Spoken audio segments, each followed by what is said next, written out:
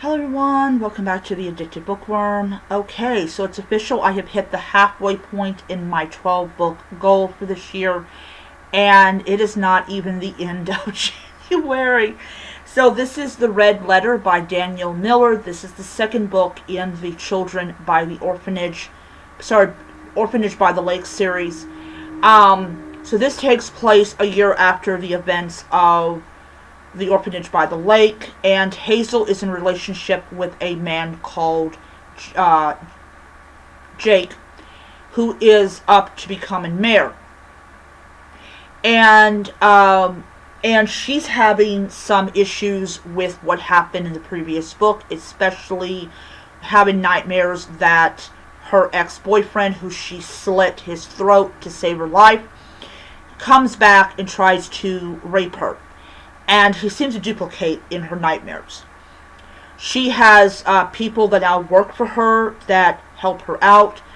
And let's see here, it's Kenny, Mary. I believe Kenny, Mary, the only two.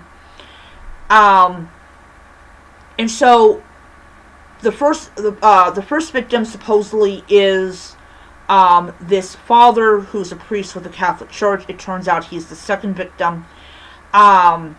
Then you have another priest that dies, and then of course another character dies. Hazel is completely devastated by what's going on. Nobody wants to talk to her. Nobody wants to give her any kind of information, and she literally is like, "Look, this guy is going to kill," and so it's a race against time. And of course I think his name is Morando. I think I'm mispronouncing his name. He actually thinks that she's the one who's doing it, even though there's no evidence that she is doing it.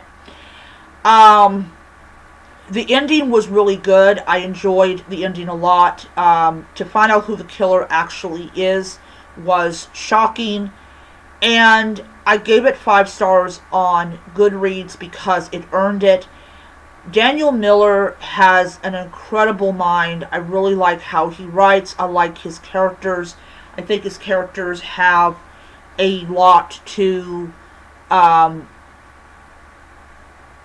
think his characters have a lot on their plate.